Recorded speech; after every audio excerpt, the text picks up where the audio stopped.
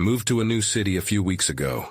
I had just ended a long-term relationship and wanted my own space. My new home was old but charming. When I first walked in, it felt fresh, like a blank canvas. But something felt off. I remember sitting in the living room, surrounded by boxes, trying to unpack. At first, everything was fine. The sun poured in through the windows. I could hear children laughing outside, playing games. But on my third night, I woke up to a soft tapping sound from the attic. I thought it was just the house settling. I brushed it off and closed my eyes again. As the nights passed, the tapping turned into muffled thuds. I lay in bed, my heart racing. I tried to convince myself that I was just being silly. But then I heard it, a dragging noise. It sounded like something heavy moving across the attic floor.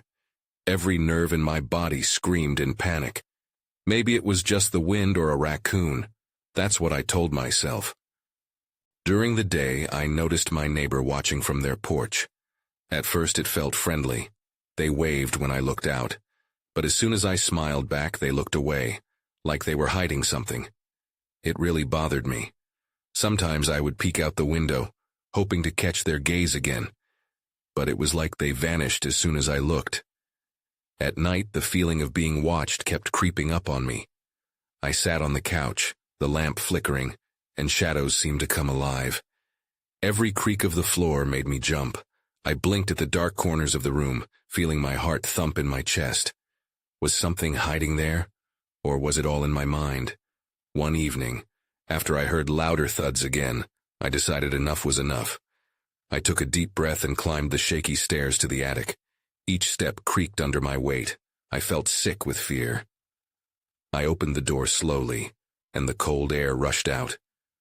The darkness swallowed me up. "Is someone up there?" I called out, my voice quivering. That's when I noticed it, a dark shape in the corner shifting. I froze. My hand gripped the door tightly. I wanted to run, but I felt a pull to stay. Maybe I was just curious. Then I heard a whisper, chilling and soft. "Why are you here?" I jolted awake in my bed. I wasn't sure if I had gone to the attic or if I just dreamed it. But the tapping continued. The feeling of being watched never left. I still couldn't explain it. Every night since, I sit on my couch, waiting. The shadows still linger and the noises echo in the silence. I wonder what's up there, and I can't shake the feeling that something wants me to know. But every time I gather the courage to find out, I remember that whisper. And I hesitate, trapped in a house that is mine but holds secrets I don't want to uncover. The following day, I decided to confront my neighbor. The sense of unease had become too overwhelming. I felt like I needed answers. As I walked over, I questioned every step. What if they were involved in whatever was happening in my house? When I knocked on the door, it felt as if the whole neighborhood paused. The air was thick, and I could hear my heart pounding in my ears. It took longer than I expected, but finally, the door creaked open. The woman who stood before me looked slightly older than me. She had a friendly face, but her eyes darted around, as if she wanted to be anywhere but here. "Hi, I'm your new neighbor," I said, forcing a smile, even though my stomach twisted. "I've seen you around, and I thought I should introduce myself." "Oh, sure, nice to meet you," she replied, her voice nervous. "I'm Clara. I've been hearing some strange noises at night," I continued, unsure how to phrase my concerns without sounding crazy. "Do you know if anyone lived in my house before me?" Clara shifted her weight from one foot to the other. Yeah. It was vacant for a while before you moved in." I nodded. "Any idea why?" Her eyes flickered towards the street and I could see her hesitating. Maybe it needed some work," she said finally. I could sense that she was holding something back. "What do you mean?" Clara took a breath, her expression tightening. "Some places have a history. You know, something happened there." I felt a chill grip me. What kind of history? But before she could respond, her gaze darted past me. I turned, expecting to see something, but it was just the empty street. When I looked back at her, Clara was blanched, her lips barely moving as she tried to find the right words. I shouldn't have said anything. she whispered, stepping back towards her door. Wait, what do you mean? I insisted.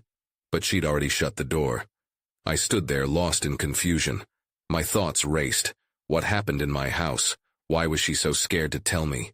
I couldn't shake the feeling that the tapping, the shadows, and the whispers were all connected to this dark history. That night I curled up on the couch, too restless to sleep. The thuds in the attic sounded louder than before. I was exhausted, but something deep inside kept me alert. My heart raced. Should I go back up there? Part of me screamed to stay put, but a stronger pull made me consider it again. I climbed the stairs slowly this time, feeling each creak beneath me. The door to the attic was ajar, a sliver of darkness waiting. I peered inside, barely breathing, when I noticed something on the floor. Something pale and glimmering in the dim light. That's when I saw it. A small, intricately carved box, partially hidden beneath the old floorboards. My heart sank. I didn't want to touch it, but I couldn't turn back now. I reached down, and as my fingers brushed against the cool surface, a loud crash sounded from deep within the attic. The noise echoed, and I stumbled back, adrenaline surging through me. I felt an energy shift around me, cold and heavy. Someone or something was in the house. I stood frozen in the doorway, heart racing and eyes locked on the attic. The creaking wood had stopped, but I could still feel a presence lurking in the shadows.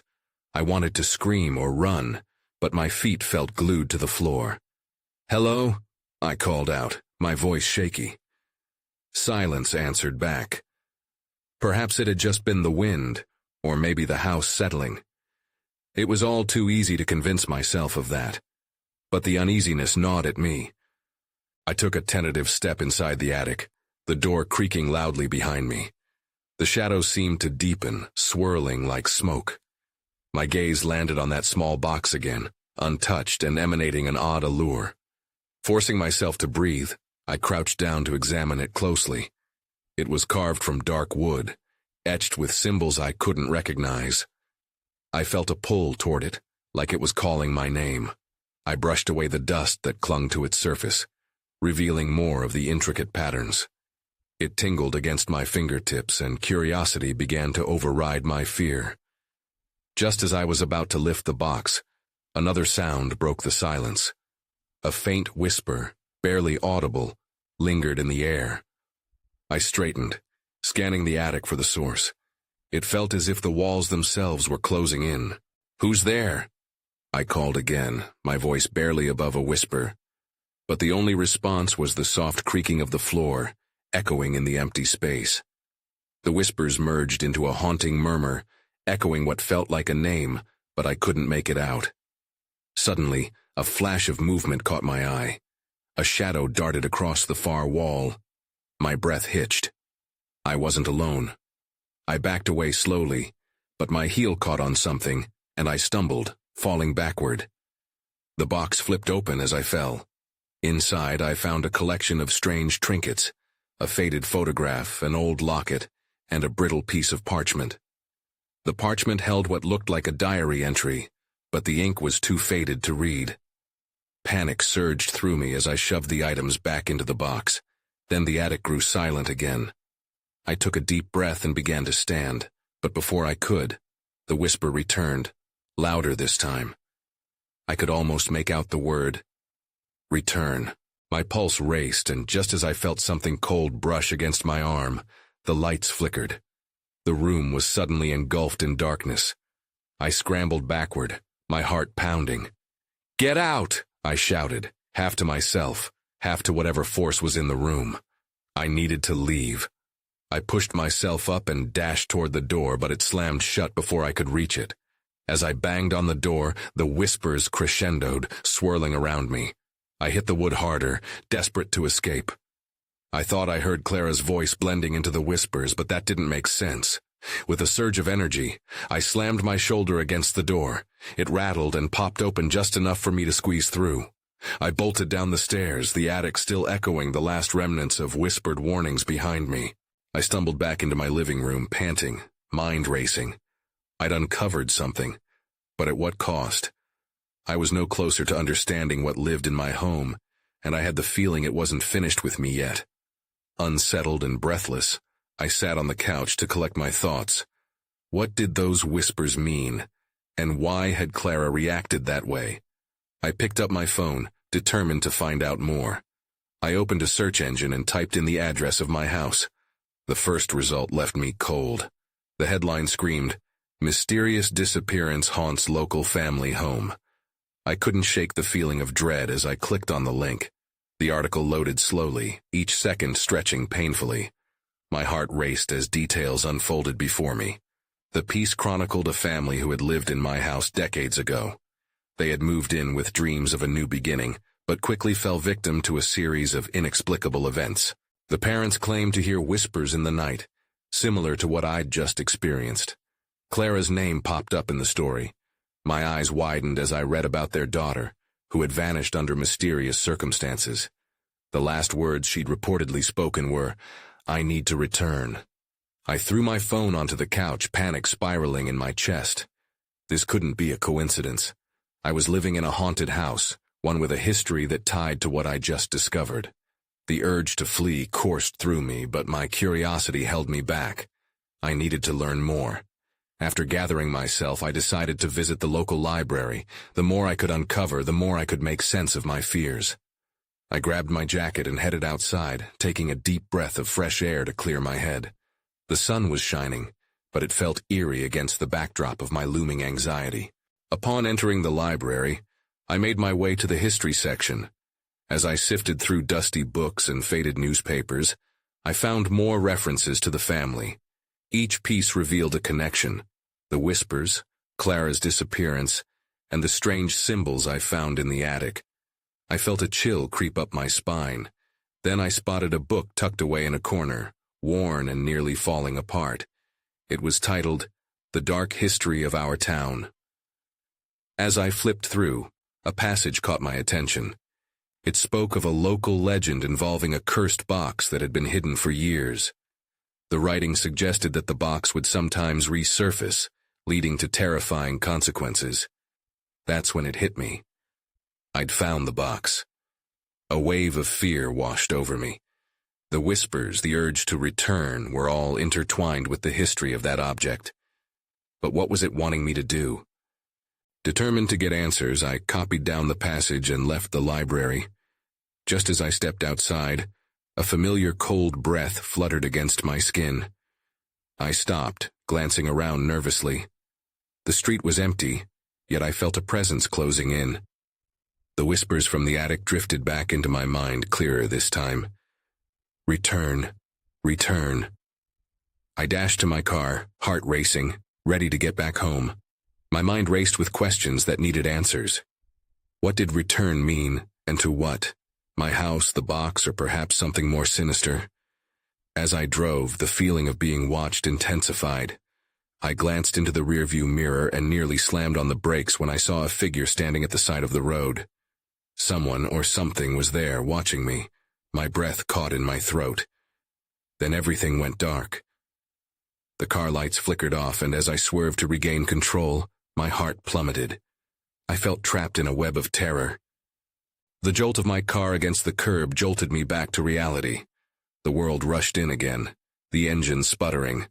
I blinked hard to clear my vision, struggling against the darkness that wrapped around me. The streetlights flickered to life, casting strange shadows. But the figure was gone. My heart pounded in my chest. I was shaking, gripping the steering wheel as adrenaline coursed through me. I took a deep breath, reminding myself that I needed to stay focused. I couldn't let fear control me. I fumbled with my phone to call for help, but the screen was dead. Panic coursed through me again. "Get home," I whispered to myself. I put the car in gear and pressed the gas gently, hoping it would respond. Thankfully, the engine roared back to life.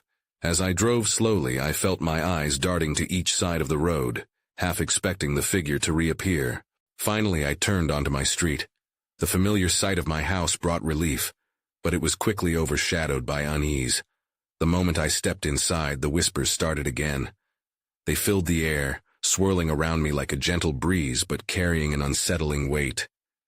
Return, return. The words echoed louder now.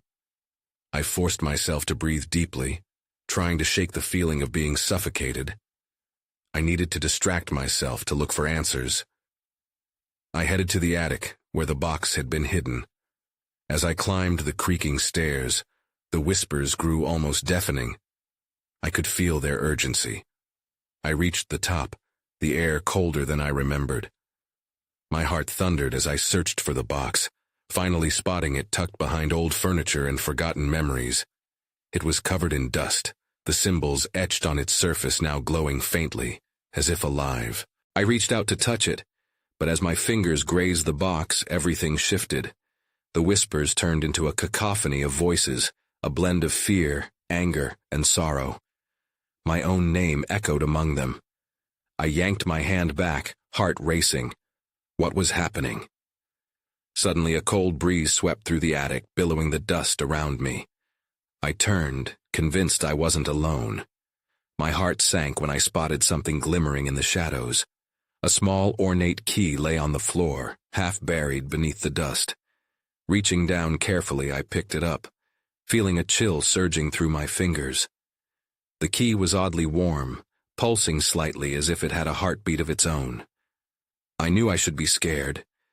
Maybe I should just bolt for the door, but something urged me on. What did the key unlock? Was it related to the box? And then there was Clara.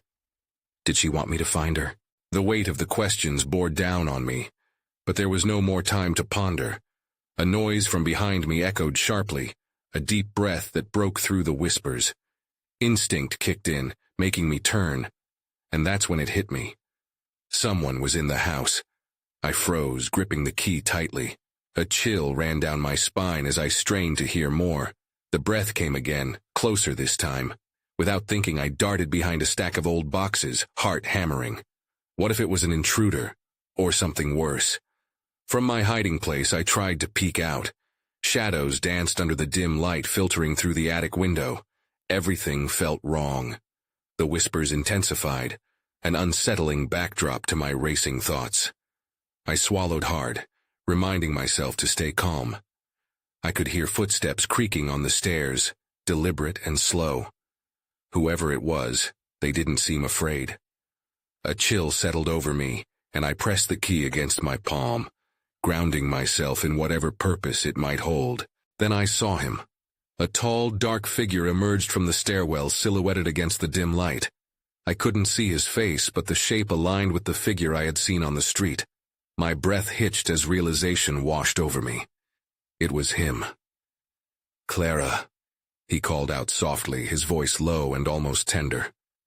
My mind reeled. Clara? Was he looking for her? The name echoed in my head as if it was a missing piece of the puzzle. As the man stepped further into the attic, the whispers turned frantic, drowning out my thoughts. Help him. Help her. Return. I felt dizzy, the cacophony pressing in on me, threatening to break my concentration. I had to think. Should I confront him? Should I run? A part of me was frozen in fear, while another part urged me to do something. The key felt warm against my skin. Maybe it was meant for this moment. "Who are you?" I finally managed to whisper, my voice shaking. He turned his head, and for the first time I caught a glimpse of his face. It was pale, almost ghostly, but what struck me most was the desperation in his eyes. "You have to help her," he insisted, stepping closer. "She's trapped. You have the key."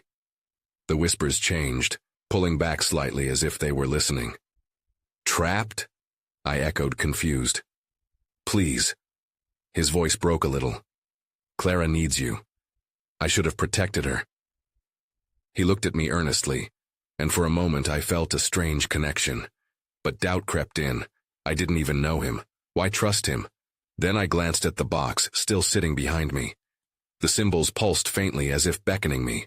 The urge to find out what it could do surged within me. "Unlock it," the figure urged, desperation etched all over his face. "You're the only one who can." My pulse quickened. What did that mean? What if I unleashed something terrible? A part of me wanted to throw caution to the wind, driven by the need for answers. But the fear of the unknown gripped me tight. I stood there, unsure. The figure took a step closer, and my instincts screamed at me to make a decision. Should I trust him and unlock whatever lay inside the box? Or was this a trap? The attic felt like it was closing in on me. I could either step forward or retreat. That's when the whispering crescendoed. Return. Return. I had to know what it meant, so I took a deep breath and raised the key, ready to unlock a series of secrets that might change everything. I hesitated for a moment, my hand trembling as I hovered above the box. The whispers swelled like a tidal wave in my ears, urging me to act. Return, they called, and a part of me felt as though I was standing on the edge of an abyss. I slammed the key into the lock, heart pounding in my chest. The cold metal clicked. The sound echoed in the attic, louder than I expected, slicing through the whispers like a knife. My stomach dropped as I turned the key. The top of the box creaked open. It took a second for my eyes to adjust to the dim light. Inside lay an assortment of objects, old trinkets, decaying photographs, and a small, intricately carved doll. The doll looked eerily lifelike, its glass eyes staring back at me. Tension filled the air. Something was happening. The man's expression shifted from desperation to hope, and he stepped closer, urging me with silent conviction. I could feel the energy in the attic shift, like a storm brewing just beyond the horizon. Then a rush of air swept through the attic, stirring the dust motes and sending a chill down my spine. The faint whispers transformed into a sharp hiss, circling around us. "You've unlocked it," the man breathed, his voice barely audible over the growing noise. "Now you must see." I reached into the box, fingers brushing against the doll. At that moment, darkness enveloped the corners of the attic. Shadows twisted and turned as if alive, creeping closer. Panic shot through me. It felt as though the room were closing in, the walls melting away. "Clara!" The figure's voice broke through my panic. Though I couldn't see it clearly, I sensed his intensity. "Look beyond. You have to find her." I yanked the doll out of the box. Holding it in front of me felt wrong, like holding a hot ember. The moment my fingers wrapped around it, the whispers exploded into a chorus of voices, pleading and demanding. I could hear snippets of stories, cries for help, and the promise of sight, "I can't hold on," I cried, fighting against the overwhelming tide of sound. The doll pulsed against my palm, warm and alive. A sudden flash of clarity sliced through the confusion. "What do you want from me?" The shadows shrank back as if my voice had some power over them. The man stepped closer, his gaze steady. "You can reveal what has been hidden. Clara needs you. Trust the connection." I took a shaky breath and concentrated on the doll. A vision flickered in my mind. Clara, a girl about my age, trapped in a swirling mist. I saw shadowy figures surrounding her, but none were as menacing as the man in front of me. She looked scared, reaching for something beyond her grasp. But then, just as quickly as it appeared, the vision shattered. The box rattled violently. The whispers turned into desperate screams. "Let go! Run!"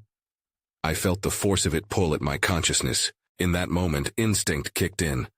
I threw the doll back into the box, slamming it shut just as a wave of darkness swept past me. The attic plunged into silence, the oppressive air lifting. The man stood before me, eyes wide, a mix of relief and horror etched on his face. "What have you done?" he whispered, backing away as if fearful of the consequences. Uneasy tension hung in the air. "What did I just release?" I asked, panic rising again. There had to be more to this than just a doll and whispers. I felt the weight of uncertainty settle around me like a thick fog. "Clara." The man's voice faded, eyes drifting toward the box. "You shouldn't have closed it." And then everything went dark.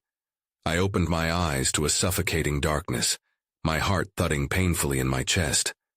I was still in the attic, but it felt like time had stopped. The box lay closed at my feet, a silent menace in the still air. My breathing quickened as I realized the man was gone. Panic gripped me. "Hello?" I called out, my voice trembling. No answer. Just an eerie silence that wrapped around me like a shroud. I fumbled through the darkness, my hands searching for anything familiar. The cold wood of the box brushed against my fingertips, grounding me momentarily. Suddenly, a flicker of light cut through the darkness, illuminating a path to the attic door. I followed it hesitantly, every step echoing in the hollow space. The soft glow pulsed, beckoning me forward. Was it safe? I didn't know, but staying here felt even riskier. As I approached the door, a chill crept up my spine. I hesitated, finger hovering over the doorknob. I recalled Clara's frightened face in my vision. I couldn't just walk away. I twisted the knob, steeling myself for whatever lay beyond. The door creaked open, and I stepped into the dim hallway. The light flickered above me, casting elongated shadows on the walls. I felt a creeping sense of being watched. Something wasn't right. I turned to make my way downstairs when I caught sight of something moving out of the corner of my eye. I whirled around, breath hitching. My instincts screamed for me to run. Instead, I took a cautious step toward the movement. That's when I saw it. A photograph pinned against the wall, the edges curling. I reached out to pull it free. It was a picture of a girl, Clara. My heart raced as I studied her. She was wearing the same clothes I had seen in the vision. A pang of fear coursed through me. Was this real? Then I noticed something strange. Behind her stood a figure that sent a chill rippling through me. It looked like the man from the attic, but his eyes bore an unsettling intensity, dark and hollow. They seemed to call out to me. A sudden crash echoed from downstairs, breaking the spell. I jumped, pulling the photo away as if it burned my hands. What was that? I whispered to myself. My heart was racing. I couldn't ignore it anymore. I had to find out what happened. I hurried down the stairs, gripping the photo tightly. I could feel a shift in the atmosphere, as if the house itself was alive, urging me forward. I turned the corner, straining to hear anything other than the pounding of my heart. Then I heard it again. Footsteps, light and quick like someone was moving through the hallway. My stomach dropped and I froze. Should I call out? I doubted it was the man. I had to think clearly. The footsteps grew louder and I could see a shadow darting further down the hallway. I made a decision. I had to confront whatever, or whoever, was in my house. But as I moved toward the sound, the flickering lights began to die, plunging me into darkness once more. I panicked and stumbled backward. That's when I felt something brush against my arm, cold and insistent. I turned, heart racing as I prepared for the worst. In that moment, my phone buzzed in my pocket, a jarring interruption. I whipped it out, heart racing. The screen lit up just enough for me to see a message. She knows you're here. I froze. Who sent this? And more importantly, who was the she they were referring to? My mind raced with questions and I felt the weight of the unseen presence close in. I had to decide quickly. I was running out of time. I lurched back against the wall, my heart pounding. The dim light of my phone felt like a spotlight in the enveloping darkness. I read the message again, my hands shaking. She knows you're here. It echoed in my mind like a warning, heavy with dread. Then I heard it. A soft whisper, barely more than a breath. Help me. The voice was distant, echoing through the house. It sounded like Clara. I swallowed hard, gripping my phone tighter. Hello, I called out, my own voice trembling. But the whisper faded, leaving behind an unsettling silence that rang in my ears. I was caught between two choices, to flee or to seek out the source of that sound. I chose the latter. I edged cautiously toward the hallway where I had seen the shadow. My legs felt like jelly, but I forced myself to move. Each step echoed on the floorboards, loud and defiant. As I approached, I noticed a light flickering at the end of the hall. It was coming from the living room. I took a deep breath and steeled myself. Whatever was waiting for me, I was determined to face it. I stepped into the living room and my breath caught in my throat. The room was alive with the glow of multiple candles, casting long shadows that danced along the walls. It felt surreal, like stepping onto a movie set. In the center of the room stood a small table, and on it lay an open book bound in what looked like old leather. I blinked, trying to make sense of it. The pages turned slowly as if someone were reading it. I stepped closer, heart racing. The text was written in a strange language, symbols and markings that made no sense to me. My fingers itched to reach out, to touch the pages, the air thick with an energy I couldn't explain. That's when I saw her. Clara. She was seated on the couch, eyes wide and unblinking. I wanted to call her name, but fear locked my voice in place. Then I noticed her hand was pointing, directing my gaze to the book. "Clara," I managed to whisper, my voice barely more than a breath. But she didn't respond. Her eyes seemed fixed on something over my shoulder. Slowly I turned to look. What I saw made my stomach drop. The man from the attic stood behind me, his hollow eyes fixed on Clara. I could feel his presence, cold like ice. My instincts screamed at me to run, but my feet felt rooted to the floor. "Leave her alone," I shouted, surprising myself with the sudden surge of courage. He didn't react, his gaze cold and unyielding. Instead, he stepped back, blending into the shadows, as if the darkness were his cloak. I turned back to Clara, desperate for her to look at me.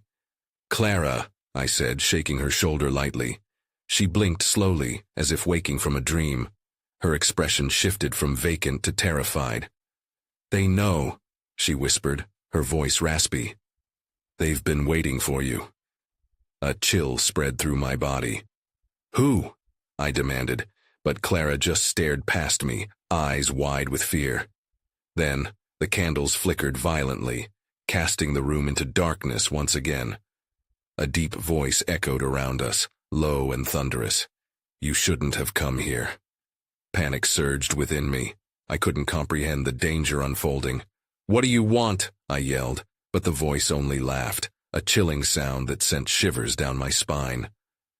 The lights went out, and I was left in a crushing darkness, heart racing, breaths coming in frantic gasps.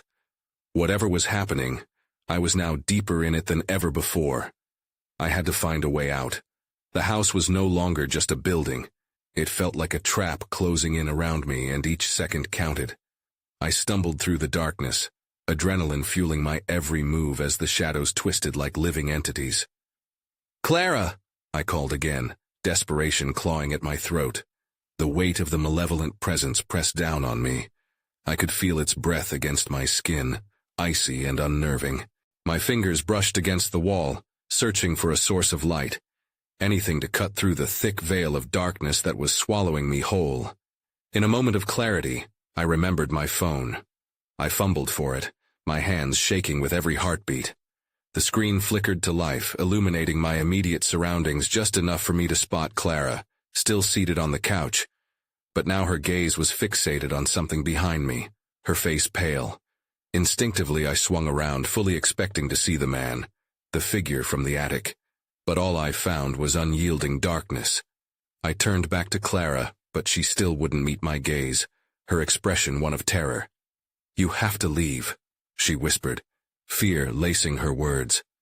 "Where is he? What do I do?" My voice rose, urgency spilling out as I strained to understand. "They don't want you to know. They want you to return, but to what?" She shuddered, her eyes finally connecting with mine. "It's not about the house. It's about what's inside you." A chill coursed through me. What was she talking about? I glanced down at the leather-bound book still lying open on the table, its strange symbols shimmering under my phone's light. Clara's hand slipped down to the pages, urging me closer.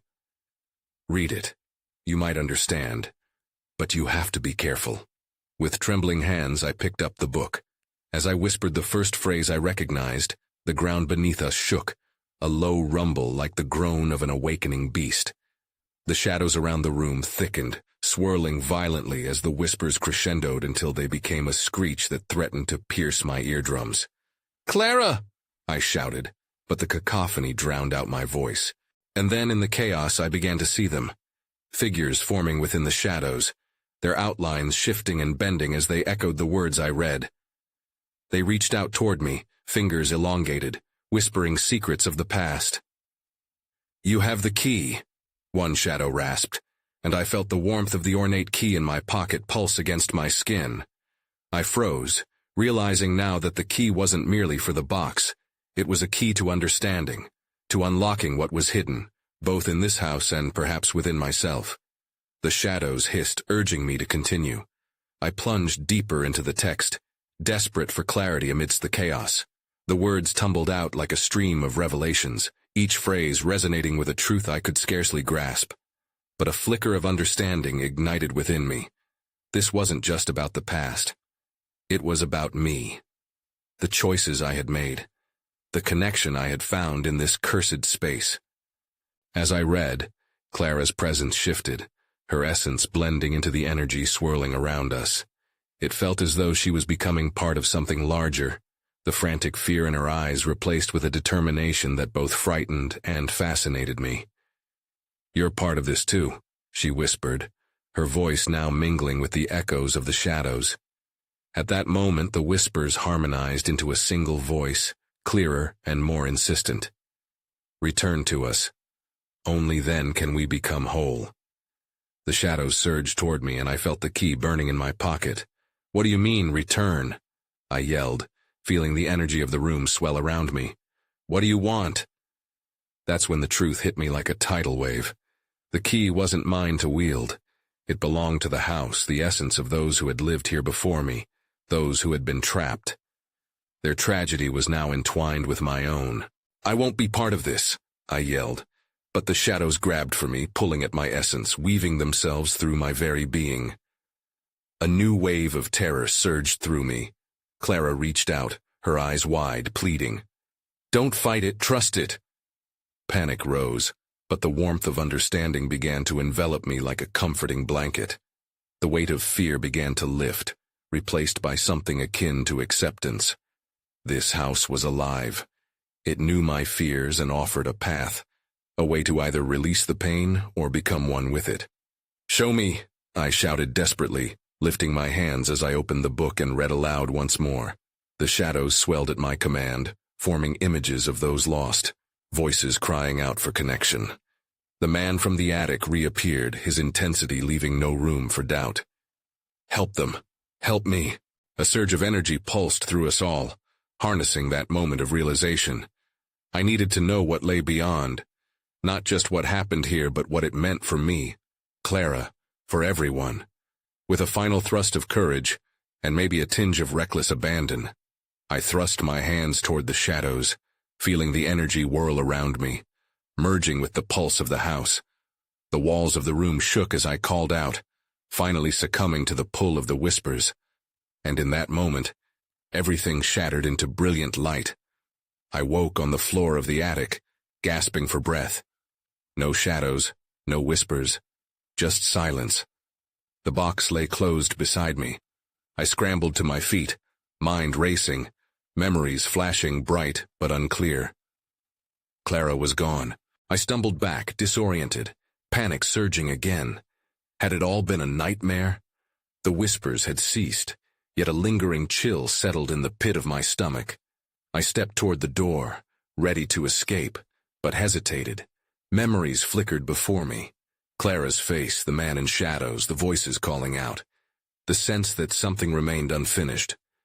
What had I set free? What did the house retain now? As I opened the door to the dim hallway, the air felt different. Not oppressive, yet thick with unanswered questions. I knew one thing. Whatever had happened, I had changed. Moving forward felt like stepping into a world that held something important, yet ungraspable. I had escaped, but in doing so, had I left Clara behind? The uncertainty loomed as I descended the stairs, my heart heavy but resolute. I moved to a different city shortly after. The whispers gradually faded, but sometimes late at night I think about that house, about Clara, the man in the shadows, and the secrets that remain. Whatever I uncovered, a part of it stays with me, an unanswered question lingering on the edge of my consciousness. Did I unlock a door to understanding, or had I simply closed one forever?